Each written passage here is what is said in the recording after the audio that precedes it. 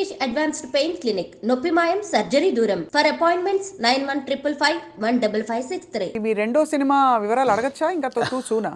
Soon అండి, soon definitely. అంటే అఫీషియల్గా నా ప్రొడక్షన్ నుంచి వచ్చినప్పుడు అడిగితే బెటర్. నో డెఫినెట్గా. కానీ అందరికీ క్యూరియాసిటీ ఏంటంటే బలగం తీసిన తర్వాత మీరు చాలా జాగ్రత్త పడాలి ఇంకా రెండో సినిమాకి అదే స్థాయిలో మెప్పించాలి, ఇంకా ఎక్కువ మెప్పించాలి వీలైతే. మరి ఏంటి మీ ఆలోచనలు దాని మీద? ఉందండి, కథ అయిపోయింది, ఆల్మోస్ట్ కథ అయిపోయింది. ఇంకా అఫీషియల్గా అనౌన్స్ చేస్తాం త్వరలో. మళ్ళీ డెఫినెట్లీ నన్ను ఎవరైతే ప్రేమించారో ఆశీర్వదించారో వాళ్ళని ఒప్పిస్తానని నమ్మకం అవుతుంది. నా కథ అయితే ఇప్పటివరకు అయితే ఖచ్చితంగా ఒప్పిస్తానని నమ్మకం అవుతుంది. అంతకుముందు కామెడీ యాక్టర్గా జబర్దస్త్లో మీ జర్నీ ఎలా ఉండేది వేణుగారు? అది హ్యాపీ జర్నీ అండి, చాలా హ్యాపీ జర్నీ. నా లైఫ్లో అంటే జాలీగా ఉన్న రోజులు అవి. అంటే నేను 2004లో యాక్టర్ అయిన తర్వాత 2015 వరకు గాడ్ గ్రేస్ అసలు వెనక్కి తిరిగి చూసుకోలేదండి. అంటే నేను డైలీ 4 షూటింగ్లు 5 షూటింగ్లు. అంటే ఈరోజు హైదరాబాద్లో ఉంటే సడన్గా మీరు వేణుగారు ఎక్కడున్నారంటే ఈరోజు ఇక్కడే ఉన్నానండి ఈవినింగ్ అంటాను. రేపు ఫోన్ చేస్తే దుబాయ్లో ఉన్నానండి. అదేంటి నేను ఈవినింగ్ హైదరాబాద్ అన్న, అంత బిజీగా ఉన్నాను నేను. అంత బిజీగా ఉన్నా డైలీ 3-4 షూటింగ్లు, ఈవెంట్స్ అని దుబాయ్లు, ఫారిన్ షెడ్యూల్స్, చాలా బిజీగా ఉండేవాడిని.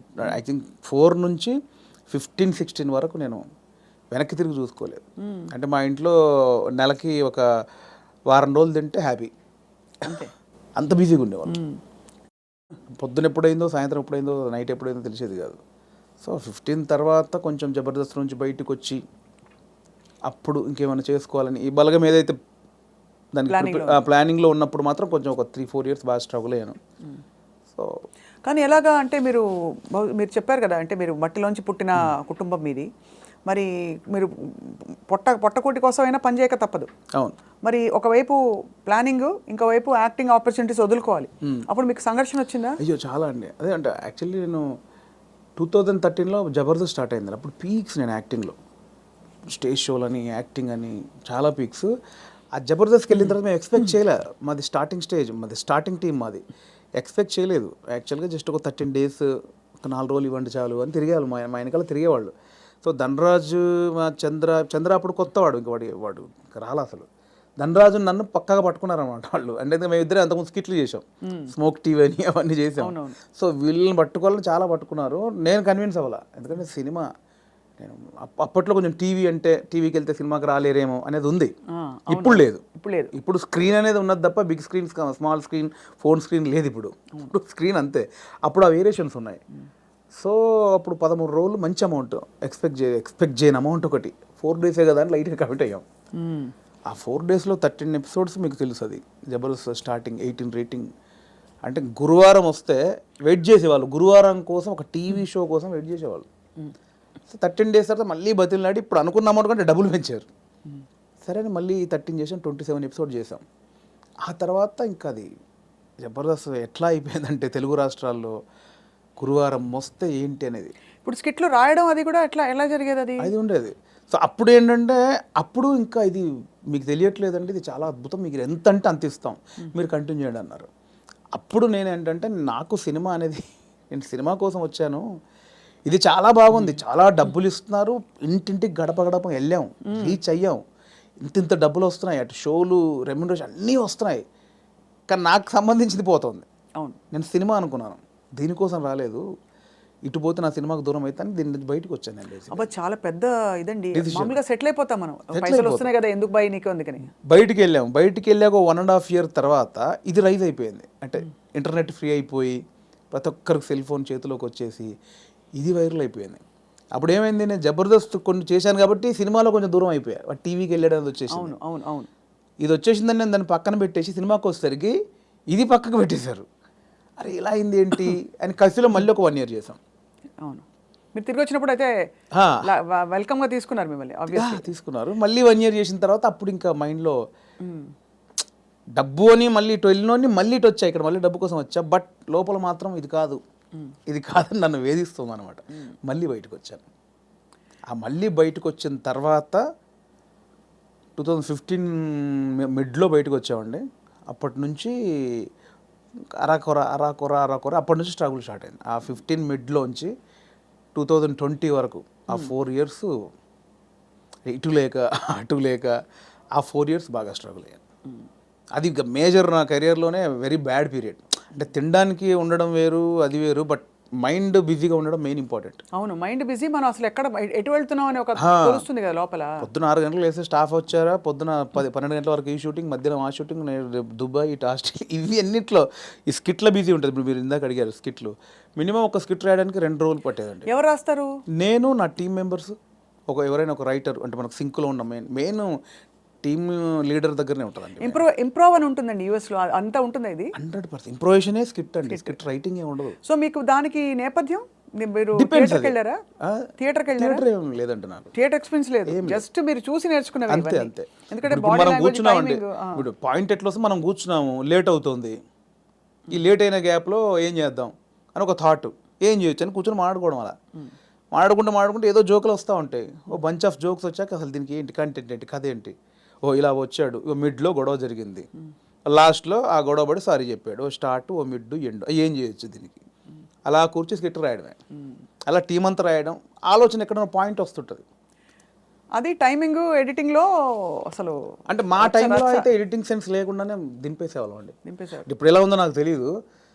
నా ధనరాజ్ కానీ, నేను కానీ, అప్పుడు రాఘవ్ గారు కానీ, చంద్ర కానీ, అంటే అప్పుడు ఇప్పుడంటే పాపం వాళ్ళు జబర్దస్త్ వాళ్ళకి, ఇప్పుడు వాళ్ళకి ఏమైందంటే కొన్ని వేల పాయింట్లు టచ్ చేశారండి. అవును, ఎన్ని స్కిట్లు అయి ఉంటాయి, కొన్ని వేల స్కిట్లు అయి ఉంటాయి, వేల పాయింట్లు టచ్ చేశారు. ఇంకేం చేయాలో అర్థం కాక వాళ్ళకి. అవును. అప్పుడు మేము కొత్త కాబట్టి మాకు అన్ని కొత్త ఆల్ పాయింట్స్. ఇప్పుడు అత్తా కోడళ్ళు ఓ 100 పాయింట్లు ఉంటాయి, అప్పుడు మాకు అవన్నీ కొత్త. ఇప్పుడు అత్తా కోడలు చేయమంటే ఏది చేసినా కూడా ఆల్రెడీ చేసినట్టే ఉంటుంది. సో అట్లా మాకు చాలా పాయింట్స్ దొరికేవి. ఇప్పుడు చంద్ర మొత్తం ఫ్యామిలీస్ మీదకి వెళ్ళిపోయాడు, నేను అన్నీ కొంచెం టిపికల్గా ఉండాలి, అది నేను ఈ కొంచెం కొత్తగా ఏదో చేసేవాడిని, ధనరాజ్ ఇంకో, అట్లా ఎవరి కేటగిరీ వాళ్ళకు ఉండేది. సో అప్పుడు పోటాపోటీ బాగా చేసాము. సో ఆ 15 నుంచి బయటకు వచ్చాక అంత మంచి రెమ్యునరేషన్స్ కానీ, ఈవెంట్స్ కానీ, మీకు తెలుసు ఈవెంట్స్ ద్వారా మంచి ఆర్టిస్టులకు మంచి ఆదాయం ఉంటుంది, చాలా బాగుంటుంది. అదే కదా. సో అటు ఇటు మిస్ అయ్యి ఈ 15 నుంచి 20 వరకు నేను దాదాపు మీరు ఎక్స్పెక్ట్ చేయలేని అమౌంట్ మిస్ అయిపోయాను. సో ఆ లోపల అది ఉంటుంది, అది బాధ అనమాట, తిండికి బాధ కాదు. అనవసరంగా దాంట్లోంచి బయటకు వచ్చావు, ఇప్పుడు ఇంత పోయింది, ఇప్పుడు ఇది లేదు అది లేదు. ఇప్పుడు మన బతుకులకి నువ్వు వచ్చిన నేపథ్యానికి అది చాలా పెద్ద అమౌంట్. దాన్ని మిస్ అయిపోయామే, తప్పు చేసామా, ఒప్పు చేసామా, అనవసరంగా సినిమా అని ఓ పెద్ద బిల్డప్ ఇచ్చుకొని బయటకు వచ్చావు, ఇక్కడ ఇది లేదు, అక్కడ అంతా సాలిడ్ అమౌంట్ మిస్ అయిపోయి ఏంట్రా తప్పు చేసావు అనే గిల్ట్ ఒకటి ఉంటుంది చూసారా, ఆ గిల్ట్ ఎక్కువ పోయాను అనమాట. అవును, లక్షల సంపాదన వదులుకోవడం అంటే ఈజీ విషయం కాదు. అండ్ ఇప్పుడు పొద్దున్న లేవగానే ఇంకొకటి అండి, ఒక బిజీ పర్సన్ మీరు ఉన్నారు స్వప్న గారు అంటే, మీరు ఇంకా మిమ్మల్ని కట్టేసినా కూడా మీరు ఆగలేరు, ఎందుకంటే మనకి అంత ఉంది, అంత పని చేసేవాళ్ళు పొద్దున్న లేవగానే మనం ఏం పని లేదంటే ఎలా ఉంటుంది. అదే బిగ్గెస్ట్ కామెడీ స్కిట్లా ఉంటుంది. అంతే, అది దానంత నరకం ఉండదు. పొద్దున్న లేవగానే ఆ స్కిట్, షూటింగ్, అట్ట ఇట్ట మైండ్ అలా పెట్టే మైండ్కి ఏమీ లేదంటే అది దానంత నరకం ఇంకోటి ఉండదు. అలా ఒక 3 సంవత్సరాలు ఫేస్ చేసిన తర్వాత ఆ ఫ్రస్ట్రేషన్లోంచి వచ్చిన ఐడియానే బలగం. అంటే ఇన్ని రాసాము, నేను చాలా సినిమాలకు, అంటే చాలా సినిమాలు కాదండి, నా ఫ్రెండ్స్ డైరెక్ట్ చేస్తూ ఉంటే వాళ్ళకు నేను సబ్జెక్ట్లో కూర్చునేవాడిని, కామెడీ ట్రాక్స్ రాసి ఇచ్చేవాడిని. అండ్ సినిమాలో మేము కామెడీ సినిమా షూటింగ్ చేస్తూ ఉంటే ఏదైనా మనం ఇంప్రూవ్ చేసిన పంచ్ ఉంటుంది, అది స్క్రీన్లో చూస్తే పేలింది అంటే నాకు ఆలోచించే ఉంది. ఇప్పుడు స్కిట్లు నేను ఆల్మోస్ట్ 100 స్కిట్లు రాసా, వర్కౌట్ అయినా చాలా, అంటే నా ఆలోచన నుంచి పుట్టినాయి కదా. సో నాకు నేను ఎందుకు చేసుకోకూడదు, అంటే ఇప్పుడు ఒక అవకాశం ఒకరు ఇస్తారు, డెఫినెట్లీ అందరు ఇస్తేనే ఇక్కడ దాకా వచ్చాను. బట్ ఇప్పుడు ఇంత మనకు ఒక నాలెడ్జ్ వచ్చిన తర్వాత కూడా వెయిట్ చేయడం ఎందుకు అనేది ఆ 3 సంవత్సరాలు వచ్చిన ఇది. అక్కడ సరే నేనే హీరోగా చేసుకుందాం, నేనే రాసుకుందాం, నాకు ఒక కథ రాసుకుందాం, నన్నే ఇలా ప్రజెంట్ చేసుకుంటే దాన్ని చూసి వేషాలు వస్తాయి మళ్ళీ అనే దాంట్లో నేనే ఒక పాయింట్ అనుకుందామని స్టార్ట్ చేసిన జర్నీ. ఒక 3-4 పాయింట్లు అనుకొని అవన్నీ రెగ్యులర్గా ఉన్నాయి. ఇలా అయితే నన్ను ఎందుకు చూస్తారు, చాలామంది అలా వస్తున్నారు కదా. నన్ను చూడాలంటే మళ్ళీ నేను కొంచెం బ్యాక్వర్డ్ అయి ఉన్నాను, ఇప్పుడు నన్ను కొత్తగా చూడాలి, కంప్లీట్ ఆపోజిట్గా చూడాలి. అది ఏం చేయొచ్చు, చాలా సాహసోపేతమైన అది.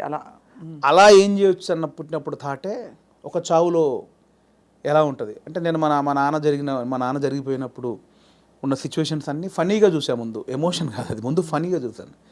అంటే ఇప్పుడు తెలంగాణలో ఏంటంటే చేదునూరు అని ఉంటుంది, అంటే చుట్టం చూపు వాడు వచ్చినప్పుడు వాళ్ళని ఓదార్చిన తర్వాత చేదునూరు అనేది ఉంటుంది. అంటే ఇంత మందు తీసుకొచ్చి, ఇంత చికెన్ మటన్ తీసుకొచ్చి నా వంతుగా నీకు ఒక భరోసా ఇచ్చి, నీ బాధని తొలగించి ఈ వచ్చిన వాళ్ళు ఇస్తారు. అంటే ఆచారం ఏంటంటే అండి, ఇప్పుడు నేనున్నాను, నాకు ఒక మా ఇంట్లో ఎవరో చేదు జరిగింది, ఎవరో చనిపోయారు, చేదు జరిగింది. మా బావనో మా మామయ్యను బావ మరిది ఎవడు వాడు వచ్చి నన్ను ఓదార్చి సరే బావ జరిగిపోయిందని ఈ బాధను దూరం చేయాలి. నాకు ఏదైతే ఆ మిస్సింగ్ ఫీల్ ఉందో దాన్ని దూరం చేయగలని ఏం చేయాలి, ఇంత మందో బిందో తీసుకొచ్చి కాసేపు 2 గంటల సపోర్ట్ ఉండి కడుపు నిండా తినబెట్టి ఏం కాదులే నేను ఉన్నానులే అని సపోర్ట్ ఇచ్చే వెళ్ళే విధానం అనమాట అది. కరెక్ట్, అవును. సో అదొక ఆచారంగా వచ్చింది, చేదు నోరు అంటాం. ఇప్పుడు పెద్ద ఫ్యామిలీ అనుకోండి, ఇప్పుడు ఇప్పుడు ఇప్పుడు ఇప్పుడు బాంబేలో ఉంటారు ఒకరు బావంట ఆయన, అక్కడ 10 మంది చుట్టాలు ఉన్నారు, ఇక్కడ చనిపోయింది కంపల్సరీ రావాలి, వస్తారు, ఈ ప్రక్రియ కూడా చేయాలి. ఇప్పుడు 10 మంది 10 రోజులు ఉండలేరుగా, 2 రోజులు చేసి వెళ్ళిపోవాలి. అవును. సో 10 మందిది వీడు తాగాలి, నేను తాగాలి, తినాలి. తాగాల్సిందేనా అంటే తాగడం కూడా బాంబే నుంచి వచ్చాడండి పాపం, అంతే కదా, మా బావకి ఇలా జరిగిందని ఏదో ఆయన తృప్తికి చేసే, నేను ఒక ముక్కనాన్న తినకపోతే ఆడేమనుకుంటాడు, ఫీల్ అవుతాడు కాబట్టి చేయాలి, కంపల్సరీ. పడతారు. సో ఈ ప్రాసెస్ మా నాన్న జరిగింది అనమాట. మాది పెద్ద కుటుంబం, మా అమ్మకి నేను 9వ వాడిని, మా పెదనాన్నలు 6, మా మేనత్తలు 3. ఆహా. సో మా ప్రతి పెదనాన్నకి ఫ్యామిలీ మినిమం 10 మంది, 7 మంది, 8 మంది, వాళ్ళందరూ వచ్చి ఒక 200 మంది మా కజిన్స్ ఉంటారు, అన్నయ్యలు వదినలు వాళ్ళ పిల్లలు అందరూ వచ్చేసి ఏమైపోయిందంటే ఆ 11 రోజులు మా నాన్నది చనిపోయిన నెక్స్ట్ డే నుంచి మార్నింగ్ ఒక సెటప్, 11 o'clock ఒక సెటప్, 1 o'clock తప్పదు. దీనిలో ఏం జరుగుద్ది, ఇప్పుడు నేనున్నాను, మీరు వచ్చారు, రాగానే సరే బావ ఇలా జరిగిందంటే సరే కూర్చో తాగదు అంటే కాదు కదా, మీరు అడుగుతారు ఎలా జరిగింది బావ ఏంటి అంటే నేను చెప్పాలి, నేను ఇలా ఉన్నట్టు నాన్న మొన్న చూస్తూ అని ఏడవాలి. ఓకే అయిపోయింది. ఇప్పుడు 12 o'clock ఇంకోటి వచ్చాడు, వాడికి కూడా సేమ్ ఏడవాలిగా. అవును.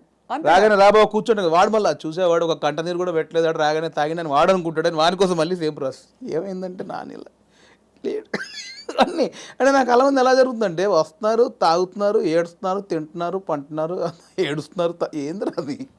అప్పుడు నా చిన్న వయసు 99లో మా నాన్న చనిపోయినప్పుడు ఆ వయసులో నాకు అది అనిపించింది, మీరు సెలబ్రేట్ చేసుకుంటున్నారా, బాధపడుతున్నారా, ఎంజాయ్ చేస్తున్నారా అనేది ఒకటి ఉంది, ఎప్పుడో చూసినది. అది ఇక్కడికి షిఫ్ట్ అయిందనమాట. ఎలాంటి కథ చేయొచ్చు అదే అదే అదే అదే అన్నప్పుడు మా ఫ్రెండ్ ప్రదీప్ అద్వైతం అని ఇప్పుడు నెక్స్ట్ వైజయంతి మూవీస్లో పెద్ద సినిమా చేస్తున్నాడు. సో నాకు బెస్ట్ ఫ్రెండ్ అనమాట. సో తను ఏంటంటే ఒకసారి 10 days కనిపించలా, మళ్ళీ వస్తే డార్లింగ్ ఎక్కడికి వెళ్ళామంటే ఇట్లా మా పెద్దనాన్న చనిపోయాడు రా, గమ్మతుంటుంది మన తెలంగాణలో మా తాగుడు గోల ఇలా ఏడుపు అని అన్నాడు. అది స్ట్రైక్ ఏదో బాగుంది కదా అని ఒకసారి రివైండ్కి వెళ్తే మా నాన్నది ఇంత జరిగింది కదా ఫన్ ఇక్కడ, ఇది కదా మనం ఆపోజిట్గా చెప్దాం అనుకున్నాం. అక్కంచెలు మొదలైన కథ. సో అప్పుడు ఒక 4 సీన్లు రాసుకొని ఫ్రెండ్స్కి చెప్తే వాళ్ళు హిలీరియస్గా నవ్వి దానికి ఇంకో 4 సీన్లు వేసి. కానీ ఇక్కడ విశేషం ఏంటంటేనండి, జబర్దస్త్ కావచ్చు ఇది కావచ్చు, చాలా సీరియస్ అంశాలని లైటన్ చేయడం ఈజీ కాదు. సెంటిమెంట్స్ హర్ట్ అవుతాయని ఒక బాధ ఉంటుంది కదా. ఇప్పుడు మీరు పిల్లలు పుట్టలేదు ఒక జంటకి, దాని మీద మీరు జబర్దస్త్లో ఒక స్కిట్ రాయాలనుకోండి, చాలా మంది హర్ట్ అయిపోతారు, నీకు అసలు మనసుందా, నువ్వు సమాజంలో బాధ్యత గల వాడివా, ఇవన్నీ అడుగుతారు ఆబ్వియస్లీ కదా. అలాంటిదే చావు కూడా చాలా పర్సనల్, చాలా ఇది. కానీ ఇందులో మీరు ఒక విధమైన హ్యూమరు, లైఫ్లోని చాలా సటిల్గా జరిగిపోయే ఇవన్నీ తీసుకొచ్చారు చూడండి. అది దాన్ని కూడా మన పెద్దవాళ్ళు చెప్పిన నిదర్శనాలు అండి నిజంగా. అంటే ప్రతి విషయంలో మీకు సీరియస్నెస్ ఉంటుంది, కామెడీ ఉంటుంది.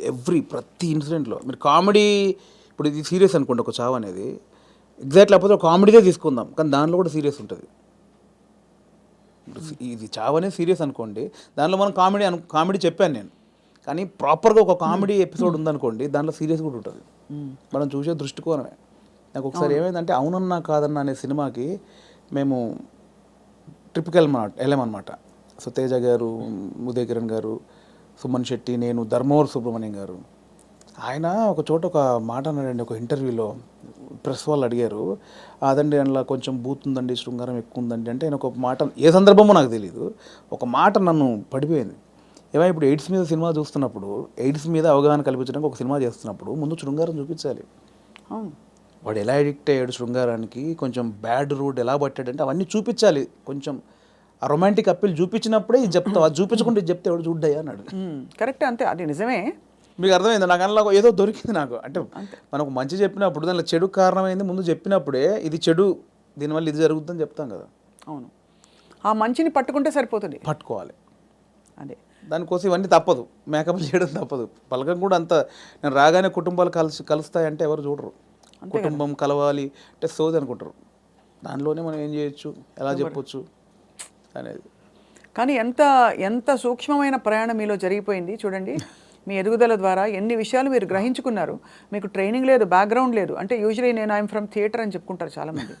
మీకు సినిమానే అండి, నేను థియేటర్ సినిమా షూటింగ్లో చేసినప్పుడు cinema is your learning platform, అంతేనా? అండ్ నాకు ఏదైతే వచ్చిన గ్యాప్ ఉందో అదే ఇప్పుడు నా సక్సెస్కి లీడ్. అది అయితే మీ పైసలన్నీ మాకు ఇస్తారా? లేవు, ఎక్కడి ఆ 3 సంవత్సరాలు ఎలా బతికాననుకుంటారు? అంటే ఇప్పుడున్న పైసలు ఇచ్చేస్తే మాకు, అప్పుడు మళ్ళీ మీరు కూర్చుని 3 సంవత్సరాలు ఆలోచిస్తే 3 సంవత్సరాలు కాదు, ఈసారి మీకు 3 నెలలే ఇస్తున్నా టైం. అంటే దేవుడికి ఒకటి ఉంటుందండి, దేవుడు ఒకటిసారి ఇస్తారనమాట. అస్తమానం అదే అంటే ఇవ్వడు, ఉన్నే లాక్కని బయలుదేరి అంటాడు. ఒకటేసారి ఇచ్చాడు, ఇక దాన్ని జాగ్రత్త పడాలి. మళ్ళీ 3 సంవత్సరాల గ్యాప్ ఉంటే రాదు ఇప్పుడు, అంతే కదా, రానివ్వరు కూడా. ఇప్పుడు ఇంకా మీరు ఇంకా మిమ్మల్ని తీసుకెళ్ళి జీవితం పెట్టేసాను అక్కడ ఫిల్మ్ ఫేర్. అంటే మీరు ఎంత కోల్పోయి you got the lady home. అంతే కదా, అందుకే నేను లేడీ అంటే తెలుసు కదా, అవును, చాలా బ్లాక్ లేడీ తెలుసు, చాలా మంది తెలుసు. చెప్పాలి సరే, బ్లాక్ లేడీని తీసుకొచ్చుకున్నారు. అదే ఆ మెట్లు ఎక్కుతున్నప్పుడు కానీ, అది చేతిలో ఉన్నప్పుడు కానీ, నేను అంటే చాలా ఇంటర్వ్యూలో మాట్లాడే మనకు భయం అయ్యేది బేసికల్గా స్టేజ్ మీదకి వెళ్ళి మాట్లాడాలంటే. కానీ ఆ రోజు ఎందుకో చిన్న లోపల షివర్ అయిపోతూ, నమ్మలేని విషయం కదండి. ఎవరికి అంకితం ఇచ్చారు, ఏమైనా చెప్పారు అట్లాంటివన్నా? అంకితం లేదండి, అంటే ఇది అంకితం ఇవ్వాలంటే తెలుగు ప్రేక్షకులు ఇవ్వచ్చు, అది అంతే, తెలుగు ప్రేక్షకులకు ఇవ్వచ్చు, అండ్ నా వైఫ్కి ఇవ్వచ్చు. ఎప్పుడు పెళ్ళైంది వేణుగారు మీకు? నాకు 2009, అంటే బిఫోర్ జబర్దస్త్. బిఫోర్ జబర్దస్త్. మీ పెళ్ళైన తర్వాత మీ లైఫ్ జబర్దస్త్గా మారింది, అంతేనా? ఇందులో 2 అర్థాలు ఉన్నాయి. అందరికీ రకరకాలుగా మారింది. మేడం గారు పాప నన్ను చూసి తిట్టుకుంటారేమో. మేడం గారికి కంగ్రాచులేషన్స్ చెప్తున్నాను. మీ వైఫ్ పేరండి? శ్రీలత. శ్రీలత గారికి కంగ్రాచులేషన్స్, మీ వారు సాధించి ఛేదించి చూపించారు. అది డెఫినెట్లీ నా వైఫ్ సపోర్ట్ 101% ఉందండి. ఈ 5 years జర్నీలో నేను ఏది పట్టించుకోలేదు బేసిక్గా. అవునా? ఏది పట్టించుకోలేదు ఇన్ సెన్స్, అంటే ఇప్పుడు డబ్బు ఉండగానే అన్ని కాదు. ఇది ఒక్కటి కట్ చేసి మేము thumbnail పెడితే ఏముంటుంది? మా వైఫ్ నన్ను ఈ 5 ఏళ్లలో అస్సలు పట్టించుకోలేదు. మీరు ఏదైనా పెట్టొచ్చండి, నేను అడిగింది మీరు పెట్టరు, నేను వద్దన్నది మీరు ఆపరు. జోక్ నాకు అంటే మిమ్మల్ని చూస్తే మా అందరికీ జబర్దస్త్ స్ఫూర్తి వచ్చేస్తుంది అనమాట. నా వైఫ్ సపోర్ట్ 100% ఉంది. తను నాకు ఎక్కువ బర్డెన్ ఇవ్వలేదు, పిల్లల విషయంలో కానీ ఫ్యామిలీ విషయంలో కానీ నన్ను అర్థం చేసుకుంది పాపం. చాలా అవసరం కదండి ఎందుకంటే ఏ సినిమాలు అంటావేంటి, ఉద్యోగం చేసుకోక అని అనే వైఫ్స్ ఉంటారు, లేదు వచ్చిన పని చేసుకోవచ్చు కదా అని అనేవాళ్ళు ఉంటారు. అంటే ఈ మ్యూజిక్ సినిమా ఫీల్డ్ మీకు తెలుసు, నిద్ర పట్టదండి బేసిక్గా. 11 అవుద్ది, 12 అవుద్ది, సినిమాలు చూస్తూ ఉంటాం, కళ్ళు స్ట్రెయిన్ అయిపోతుంటాయి, బెడ్ మీద పడుకుంటాం, అలా అయిపోతాయి కళ్ళు. అలా ఏదో మనకు పోలీసులు టార్చర్ చేస్తే అలా పెడతారు చూడండి, ఇప్పుడు పీపుల్స్ ఎన్కౌంటర్ సంథింగ్ సినిమాలో అలా పెడతారు, అలా అయిపోతాయండి. పట్టదు నిద్ర. అంటే ఎలా ఇది ఎట్లా ఏం చేయాలి ఇది ఓకే అవుద్దా కాదా, నెక్స్ట్ పాయింట్కి వెళ్దామా కానీ మళ్ళీ కూర్చుంటాం, మళ్ళీ ఏదో సినిమా పెడతాం, మళ్ళీ ఏదో చేస్తాం, అవ్వదు. అలా 5-6 అయిపోతాయి. రావట్లేదండి, మళ్ళీ సినిమా చూద్దాం, దొరకవు సినిమాలు, దొరకవు. అవును, సరే మనకు సంబంధించిన సినిమా ఎంతసేపు చూస్తావు, ఎంతసేపు నీ నెక్స్ట్ కథ కొంచెం నవ్వుకోవడానికి ఒక సినిమా చూస్తాం, ఏదో పెడతాం, ఇది కాదు మళ్ళీ అది పెడతాం, అది కాదు ఇంకోటి ఏదో వెబ్ సిరీస్, ఇది కాదు బుక్ పడతాం. అంటే నాకు తెలిసి ఇప్పుడు అనుభవిస్తుంది కదండి, మేబీ 2-3 సినిమాలు చేసిన తర్వాత మైండ్ సెట్ అయిద్దేమో మేబీ. దీన్ని అంటే వర్కే లైఫే అనేది నాకు తెలిసి కొంచెం ఎక్స్పీరియన్స్ తర్వాత నాకు అలవాటు అవుతాం. ఇప్పుడేమో ఎంతసేపు ఇంత ప్రేమించారు, ఇంత గౌరవించారు, మంచిది చెప్పాలి, చెప్పకపోతే గౌరవం పోద్దేమో. నువ్వు జెన్యున్ ఫీలింగే, బట్ అంటే మీరు హ్యాండిల్ చేయాలి కదండి. అండ్ ఇప్పుడు నాకు అంతకుముందు యాక్టర్గా ఉన్నప్పుడు ఎలా ఉంటుందండి, పొద్దున్న స్టాఫ్ వస్తారు, చిన్న 7 o'clock వెళ్తాం, 8 o'clock లొకేషన్ వెళ్ళగానే కలర్ఫుల్గా దిగ్గానే యూనిట్ మొత్తం 200 మంది ఉంటారు, ఎవరెవరు యాక్టర్లు ఉన్నారు, చిన్న సరదాగా ఉంటుంది, క్యారవాన్కి వెళ్ళామా, రెడీ అయ్యామా, తృప్తిగా వచ్చామా, చేసామా, 6 అయిపోయిందా, కథం ఈ షూటింగ్ అయిపోయింది ఇంటికి. ఇప్పుడు అలా కాదు కదండి, రూమ్లోనే పొద్దున్న లేస్తే ప్రాజెక్ట్ అయిపోయేంత వరకు సబ్జెక్ట్ క్లారిటీ ఉందా, ప్రొడ్యూసర్ ఏమంటాడు, హీరో ఏమంటాడు, ఇది మనం అనుకున్నది కరెక్ట్ వర్కౌట్ అవుతుందా, ఏమైనా డైల్యూట్ అవుతుందా, ఈ దాంట్లోనే అయిపోతుందండి ఎప్పుడు మైండ్. దీనివల్ల నాకు ఏమైందంటే డైరెక్టర్స్ మీద ఇప్పుడు విపరీతమైన రెస్పెక్ట్ వచ్చేసేది నాకు. అంతకుముందు ఏముంది, వీళ్ళు తీస్తారులే సినిమా, వీళ్ళు ఇంట్రా దీనికి ఎక్కువ చేస్తారు అనిపించేది. ఇప్పుడు అది భరించిన తర్వాత నాకు ప్రతి దర్శకుడి మీద రెస్పెక్ట్ వచ్చేసింది. నాకు మొన్న ఎవరో ఒక కథ చెప్తానన్నయ్య, నీకు ఒక చిన్న మీరు ఇంపార్టెంట్ క్యారెక్టరు అంటే, నా దాంట్లో నెక్స్ట్ వీక్ అని 3 వారాలు తోసేసాను. తర్వాత పాపం అనిపించింది, వస్తానంటే అన్న మీరు ఎక్కడ రమ్మంటారు, మీ ఆఫీస్కి రమ్మంటారా, లేదా కాఫీ షాప్లో కూర్చుంది, ఇవన్నీ అంటున్నాడు అతను. మీ ఆఫీస్ ఎక్కడ ఉందో చెప్పిన వస్తా, వద్దన్నా మీరు అలా అంటారండి, సారీ అని ఇబ్బంది పెట్టి, అదేం లేదు తమ్ముడు, అంటే నేను మీ ఆఫీస్కి వస్తానా, లేదా కాఫీ షాప్లో కూర్చున్నా, నీ ఆఫీస్ చెప్పు, నీ ఆఫీసు నీ టేబుల్ ముందు నీ చైర్ ముందే కూర్చొని వింటాను, నాకు ఎక్కడొద్దని చెప్పాను. ఎక్కడో సందులో చిన్న సినిమా, అక్కడికి వెళ్ళి కథని వచ్చా. ఎందుకంటే నాకు ఆ రెస్పెక్ట్ వచ్చేసింది. అది చిన్న సినిమానే పెద్ద సినిమా అయినా పాపం వాడు ఎంతో టైం పెట్టి ఒక ప్రొడ్యూసర్ని ఒప్పించి ఆ టీంని సెట్ చేసుకొని ఆ ప్రాసెస్ ఉంటుంది చూసారా, అది అనుభవించాను కాబట్టి నాకు రెస్పెక్ట్ వచ్చేసింది. సీరియస్లీ మోసేవాడికే తెలుసు అంటారు కదండి, కాబట్టి అవును ఖచ్చితంగా. అది నొప్పి నాకు ఆఫ్టర్ డైరెక్ట్ అయ్యాక తెలిసింది నాకు. What an amazing me journey. ఎన్ని విషయాలు బట్ చాలా చిన్న వయసులో మీరు ఛాలెంజెస్, నాన్నగారు 99లో అవునవును చనిపోయారు కదా. అవును. తర్వాత ఎలా మీ కుటుంబ బాధ్యతలు, మీరు చాలా ఎంతమంది అన్నదమ్ములు? నాకు కుటుంబ బాధ్యతలు నాకు ఏం లేదు, ప్రాబ్లం ఏం లేదండి. యాక్చువల్గా నాన్న చనిపోయే వరకు అక్కల పెళ్ళిళ్ళని అయిపోయాయి. సో 2 అన్నలు ఉండేవాళ్ళు, చిన్న అన్నయ్య కూడా పెళ్ళి అయింది. నేను మా అమ్మ మార్కెట్లో కూరగాయల వ్యాపారం చేసేవాళ్ళం. సో నాకు బాధ్యతలు లేవు బేసిక్గా. అదొక వ్యాపారం చేశారు, ఇంకా ఉందా లేదా? ఇప్పుడు లేదు, అమ్మతో లాస్ట్ అయిపోయింది. నాది లాస్ట్, నా తర్వాత అమ్మ కొన్ని రోజులు చేసిన తర్వాత. సో నాకు బాధ్యతలు లేవండి అసలు. అక్కడ ఒకటి టెన్షన్ లేకుండా ఉంది. బట్ నేను ఊర్లో ఉన్నప్పుడే డబ్బులు సంపాదించాను కూరగాయల వ్యాపారంలో. ఇండస్ట్రీకి వచ్చాక మాత్రం నేను ఇంటి దగ్గర డబ్బులు అడుక్కొని రాలా. నాకు చిన్నప్పటి నుంచి చేయి ఎవరిని అది లేదు. రెండోది ఒకరి కింద పని చేయడం కూడా ఇష్టం లేదు నాకు. అంటే ఊళ్ళో లోయర్ మిడిల్ క్లాస్లో జీతాలు ఉంటారు, బట్టల షాపులో కానీ కిరాణా కొట్లో కానీ.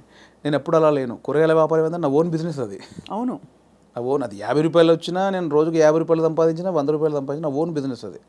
నేను ఒకరి కింద నేను జవాబుదారి కాదు నేను బేసిక్గా. అంటే ఏదన్నా నేను హాఫ్గా నాకు లీవ్ కావాలన్నా ఒకరిని అడిగి లీవ్ పెట్టుకునే అవసరం లేదు నాకు, నా ఓన్. సో అది అలవాటు అయిపోయింది. సో అక్కడి నుంచి ఆ డబ్బులు సంపాదించే ఇది వచ్చింది కాబట్టి హైదరాబాద్కి వచ్చాక ఇక్కడ స్టార్టింగ్ స్ట్రగుల్ పీరియడ్లో మనకు మెయింటెనెన్స్కి చాలా ప్రాబ్లమ్స్ ఉంటాయి. నేను ఇంటి దగ్గర అడుక్కోవడానికి నాకు మొహమాట అనమాట. మనమే సంపాదించాం, మనం అడిగేది ఏంటి అని. సో అడగకుండా ఉండడం కోసం అప్పుడప్పుడు ఊర్లోకి వెళ్ళి ఒక 10 రోజులు కూరగాయలు అమ్ముకొని 1000 రూపాయలు సంపాదించుకొని, ఆ 1000 రూపాయలతో జాగ్రత్తగా ఒక 2-3 నెలలు ఉండి అక్కడ ఇక్కడ చాలా పడ్డానులేండి. చాలా ఇంటర్వ్యూలో చెప్పాము, చాలా స్ట్రగుల్స్ పడ్డాము స్టార్టింగ్లో. కాకపోతే ఆ ఊర్లో కూరగాయల వ్యాపారం, అక్కడ అనుభవం, ఆ 10 మందిలో తిరగడం. అప్పుడే నేను మార్షల్ ఆర్ట్స్ చేశాను.